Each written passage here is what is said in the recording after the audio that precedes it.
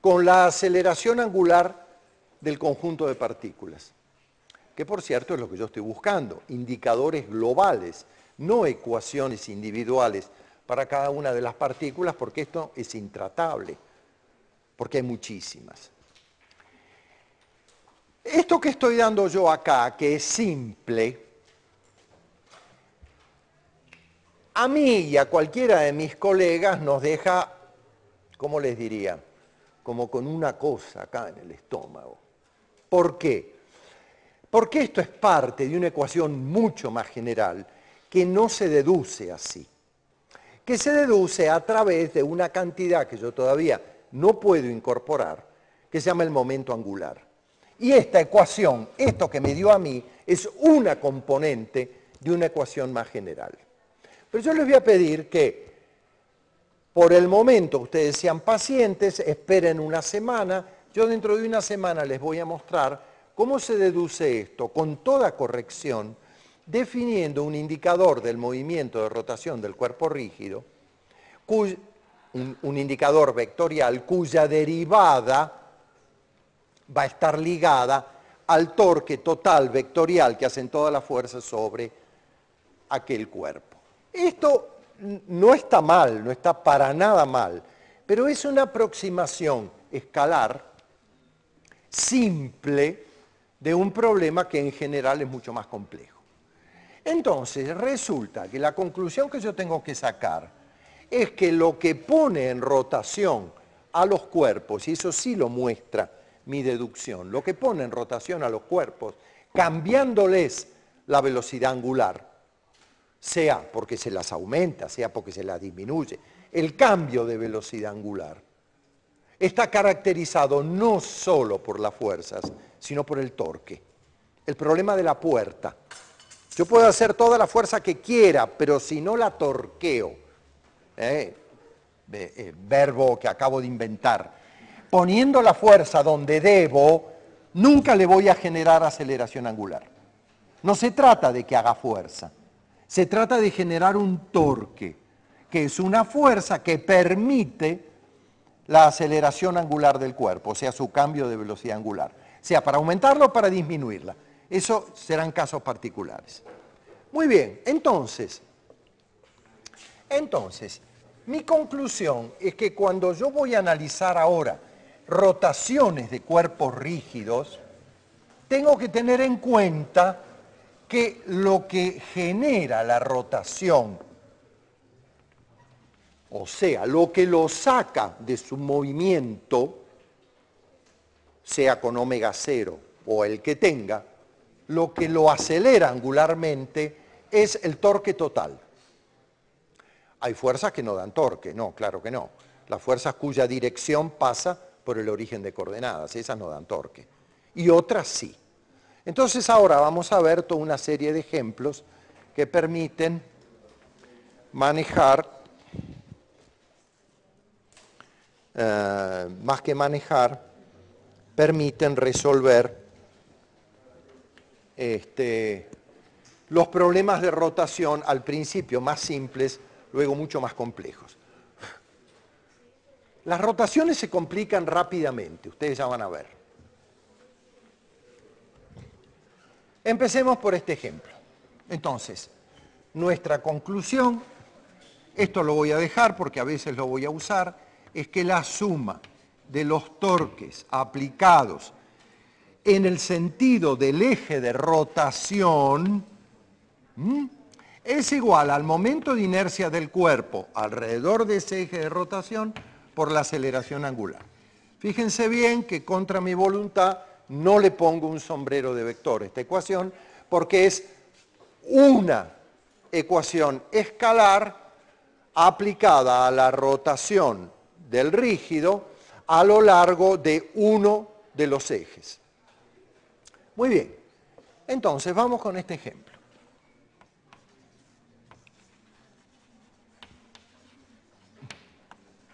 Vamos a suponer que tenemos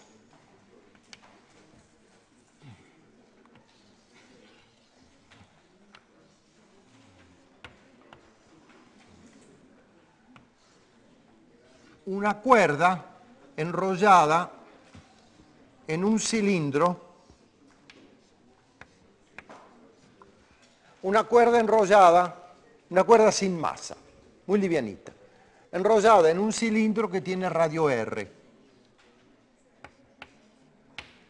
Y en el otro extremo de la cuerda hay una masa M. Entonces se pide analizar el movimiento. Analizar el movimiento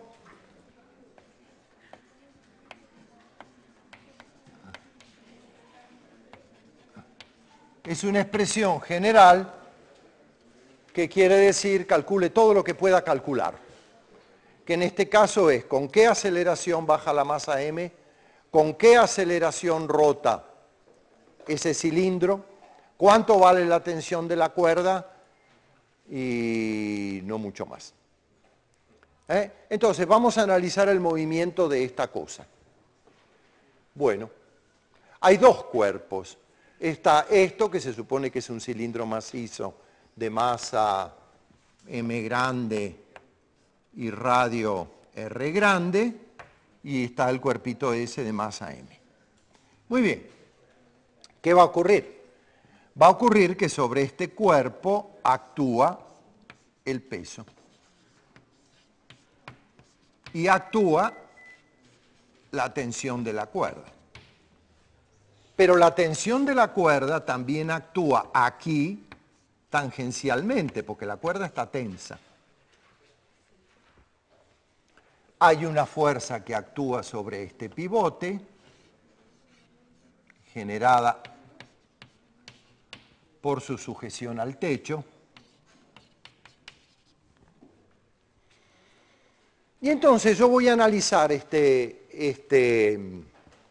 sistema por partes. Para este cuerpo es válida, esto es una partícula, entonces es válido que la suma de las fuerzas aplicadas sea igual a m por a. Y para este cuerpo que va a rotar con un sentido de rotación, que no hay duda cuál es, porque es el sentido de rotación que va a inducir la fuerza T jalando este cuerpo hacia abajo por fricción, es verdad, por fricción, pero es una fricción estática, ahí no va a haber deslizamiento. Entonces, esa tensión va a jalar este cuerpo y no lo va a bajar, porque está fijo por la acción de su pivote, pero sí lo va a hacer rotar. Entonces vamos a tener un fenómeno, un movimiento de rotación de este cuerpo alrededor de un eje fijo que es perpendicular al pizarrón, y vamos a tener el desplazamiento de este cuerpo bajo la acción de su peso y la tensión. Muy bien. ¿Qué tenemos para este cuerpo? La suma de las fuerzas aplicadas, que es igual a la masa por la aceleración del centro de masa, porque esto es un sistema de partículas, esto. Entonces, la suma de las fuerzas aplicadas a esa distribución de masa será la masa por la aceleración del centro de masa, esto es cero. Es cero. La aceleración del centro de masa de esta distribución de masa, ojo porque esto es un rígido ya, esto es un sistema de partículas. Esto no, esto es una sola, de masa m. Ok, entonces el centro de masa de este sistema no se mueve, pero ahora hay otra ecuación a tener en cuenta, que es esta, y es que la suma de los torques acá es I por alfa. Muy bien. En estos casos conviene ahora definir un sistema de coordenadas que me permita manejar el problema con facilidad. Evidentemente, esto va a rotar en el sentido que da la tensión, que da el torque de la tensión. O sea, esto va a rotar en el sentido de esta flecha, ¿verdad? Quiere decir que a mí me conviene que ese sentido, no es obligado, pero me conviene tomar ese como el sentido de rotación ya conocido. que sería un sentido de rotación que da lugar a un eje de rotación que sale hacia ustedes. Entonces, a mí me convendría poner un sistema de coordenadas tal que este fuera el eje X y este fuera el eje Y, de modo que cuando X rota hacia Y, da el eje Z y omega está en el eje Z que sale hacia ustedes. Muy bien. Entonces, vamos a ver, ¿qué dice esta primera ecuación? ¿Quién da torque sobre este cuerpo? Solo la tensión. Esa fuerza F respecto de un eje que pasa por el centro de masas no da torque. ¿Y cuánto vale este torque? Vale el producto de la fuerza por el brazo de palanca. ¿En qué sentido? En el sentido R vector T. Imaginemos un vector de módulo R así. Porque es el vector que señala el punto de aplicación de la fuerza. R vector T, miren mis dedos, mira mis dedos para acá, R vector T da hacia ustedes. Quiere decir que el torque está en la dirección del eje Z. Entonces, resulta que ese torque que está en la dirección del eje Z es RT. R por T. Y eso tiene que ser igual a I por alfa. Donde I, ¿qué es I? I es el momento de inercia de esa cosa respecto respecto del eje que pasa por del eje de simetría. Si es un cilindro, eso es igual a un medio de M por R cuadrado. Ok. ¿Qué más tengo? Tengo esta ecuación. Tengo que mg en el sentido positivo del eje Y menos la tensión, porque la tensión está en el sentido negativo, es igual a M por A.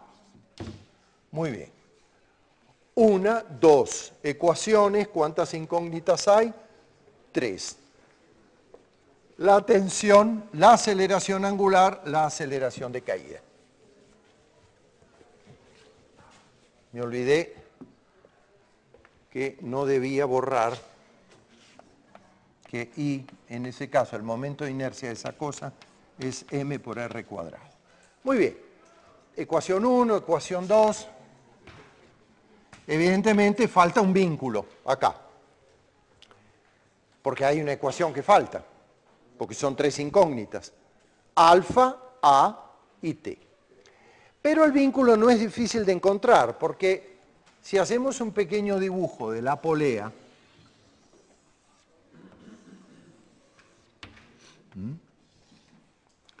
cuando la polea gira un ángulo diferencial de φ, se desenrosca, por decir así, una cantidad de cuerda que es la que está en esta longitud diferencial S. ¿No? Cuando la polea gira y libera una cantidad de S de cuerda, es porque ha girado un ángulo diferencial de φ que está en la siguiente relación. ds es R de φ. Dicho en otros términos, cuando la polea gira de φ, libera una longitud de cuerda ds que cumple esta relación. Cuando gira el ángulo de φ, la parte de cuerda que estaba pegada acá arriba llega al punto donde se va a despegar. Y esa longitud de cuerda es la longitud del arco determinado por la curva exterior de la polea y el radio. Muy bien. Pero ese ds de cuerda que aparece vertical es el mismo ds que va a descender este cuerpo. Porque esta es una cuerda inextensible. Entonces, si aquí se libera ds de cuerda, esto baja una longitud de S. De lo contrario es porque la cuerda es de goma. que no es el caso. Entonces, la derivada segunda de S a t dos veces, derivando acá, tiene que ser igual a R por la derivada segunda de phi a t dos veces. Y la derivada segunda de S a t dos veces es, este S, es la longitud de cuerda que ha aparecido, que es el aumento de coordenada vertical de este cuerpo. Quiere decir que esto es A y esto es R alfa. Esa es la aceleración angular y esta es la aceleración lineal. Quiere decir que encuentro el vínculo entre una y otra. No puede haber una aceleración lineal independiente de la aceleración angular de la polea. ¿Por qué? Porque la longitud de la cuerda impone esa relación. Muy bien, entonces, fíjense que yo tomé el eje de coordenadas de manera que cuando aumenta la longitud de cuerda, aumenta Y, el sentido de rotación es el positivo. Muy bien, ahora ya está. Ahora ya está, porque ahora lo que tengo que hacer, cuando agrego esta otra ecuación, y es que A es igual a R por alfa, ecuación 3, ya puedo resolver el problema. Entonces, para resolver el problema, me mudo de pizarra, me vengo para acá.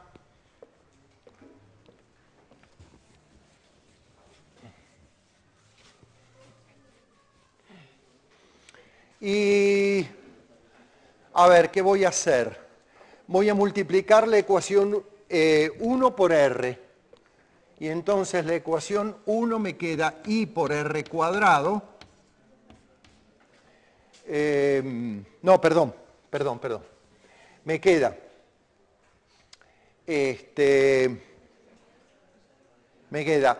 T por R cuadrado igual a I por alfa R, o sea que T por R cuadrado es igual a I por A, porque alfa R es A. Entonces resulta que la tensión la puedo escribir como I por A sobre R al cuadrado. Entre la primera y la tercera multiplico esto por R, aquí me queda R cuadrado por T y aquí me queda I por alfa R, pero alfa R es A, entonces la tensión me queda I por A sobre R cuadrado, y entonces voy a la otra ecuación y me queda que mg menos I por A sobre R al cuadrado es igual a M por A. Y ahora me queda que mg es igual a M por A más I por A sobre R al cuadrado, o sea que mg es igual a A que multiplica a M más I sobre R al cuadrado, o sea que, creo que ya puedo borrar esto.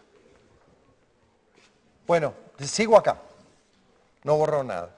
O sea que la aceleración, en definitiva, la aceleración es igual a mg sobre 1 más sobre, mg sobre m más I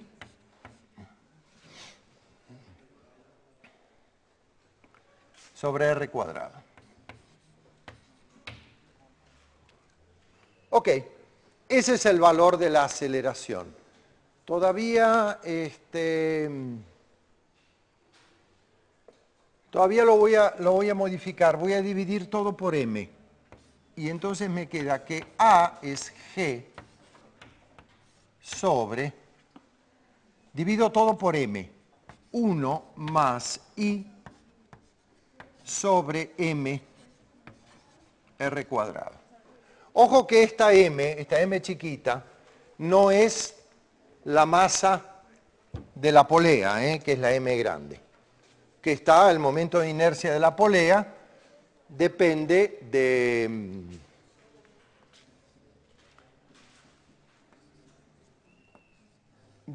de la masa y del radio. Y si es un cilindro, es mr cuadrado sobre 2. Alguien debió decirme que aquí me falta un factor 1/2. ¿Sí? Si es un cilindro, la polea, su momento de inercia es la masa de la polea por el cuadrado del radio entre 2. Solo si fuera un anillo, hubiera sido cierta esta expresión. Entonces, miren esto. Miren esto. Este es el resultado de la aceleración con la que cae el cuerpo. ¿Cuánto vale la aceleración de la polea? La aceleración angular. Bueno, esta aceleración entre R.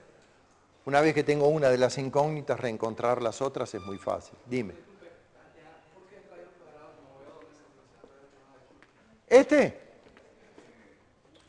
Y porque yo tengo esta ecuación y multiplico todo por el radio. Me queda R cuadrado por T igual I por alfa por R. Pero alfa por R es A. Entonces, multipliqué todo por R, aquella ecuación, la primera, la de la polea, la multipliqué por R, acá está, para que esto fuera A. Entonces, puedo despejar la tensión para resolver las ecuaciones. ¿Sí? Ok, entonces, miren. Una vez que uno tiene A, uno calcula alfa, es A sobre R, y con alfa uno viene acá y calcula el valor de la tensión. O sea, ya están, de hecho, calculadas las tres incógnitas. Pero miremos, echemos un vistazo al resultado. La aceleración, si yo hubiera resuelto este problema en el curso anterior, yo hubiera dicho que el cuerpo cae con G. ¿Por qué? Bueno, el cuerpo cae con G porque yo hubiera despreciado el momento de inercia de la polea. Yo hubiera dicho, es una polea ideal. Bueno, entonces para mover una polea ideal, para acelerar una polea ideal de momento de inercia 0, no me hace falta tensión. Entonces, como no me hace falta tensión, no hay tensión que esté frenando el cuerpo y entonces cae libremente con G. Sí, para una polea de momento de inercia despreciable, sí. Pero si el momento de inercia no es despreciable, no cae con G, cae con una aceleración menor. ¿Por qué?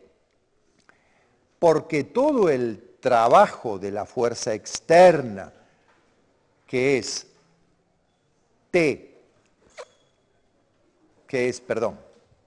el peso y la fuerza F sobre la polea, todo el trabajo de esas fuerzas externas es el del peso, porque esta no trabaja. La única cosa que trabaja aquí es el peso. O sea, el cuerpo pierde energía potencial gravitatoria y gana energía cinética. Ajá, pero la energía cinética en física 11-11 es la de esta cosa, pero aquí es la de esta cosa más la de la polea. Entonces es razonable que la aceleración de esa masa sea menor que la de la gravedad. En efecto, es menor teniendo en cuenta esta expresión. Muy bien, vamos a otro ejemplo.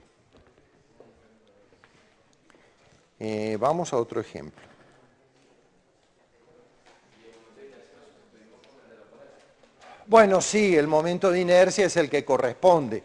Si te dicen que es el de una polea, es un medio de mr cuadrado. si te dicen que es un anillo o una esfera, el que sea. Aquí hay que poner el que corresponda. ¿Sí? Bueno, vamos a hacer otro ejemplo.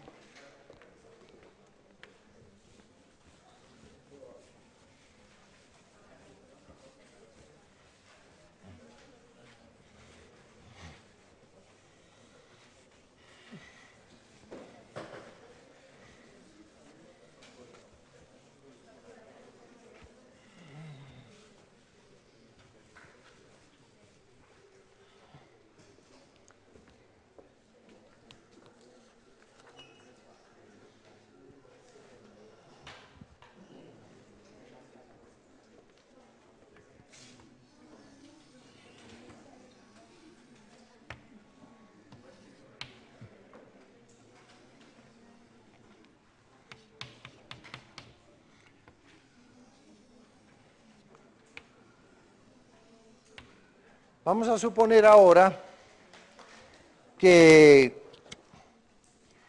el problema del yoyo, ¿no? Vamos a suponer que tenemos un cilindro, esto, de radio R y masa M,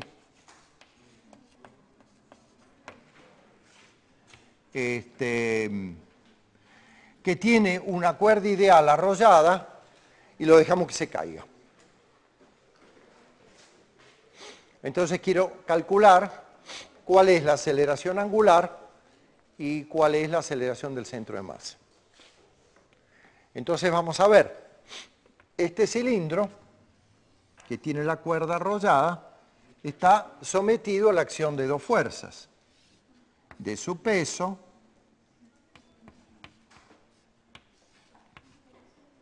y de esta tensión.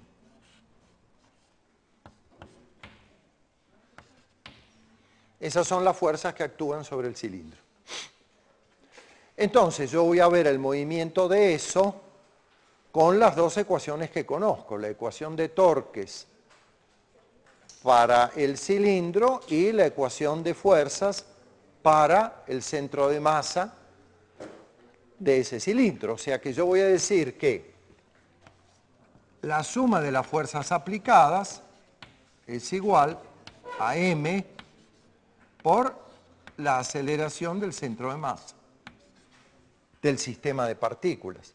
Y voy a decir que la suma de los torques aplicados alrededor del eje de rotación, estoy con una ecuación que es una componente de una ecuación vectorial, o sea, por eso no le pongo sombreros de vector. La suma de torques en la dirección z, que ya voy a definir, es igual al momento de inercia alrededor de un eje que pasa por el centro del cilindro por la aceleración angular.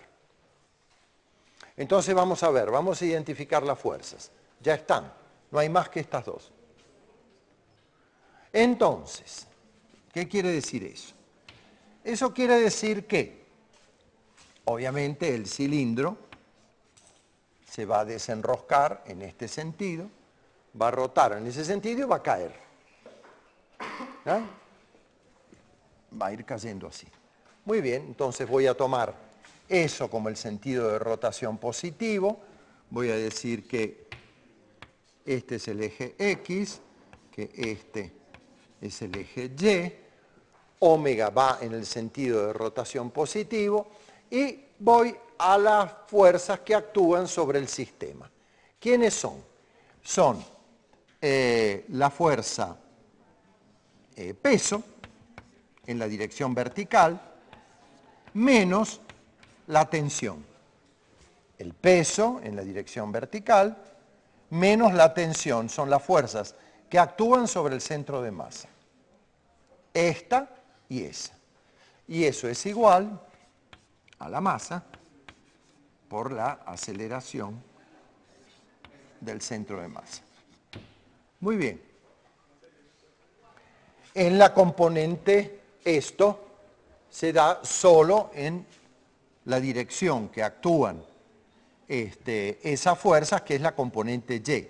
Este es el vector aceleración centro de masa, entonces esto se lee suma de las fuerzas aplicadas en la dirección X igual a 0, suma de las fuerzas aplicadas en la dirección Y igual a mg menos T, igual a la masa por la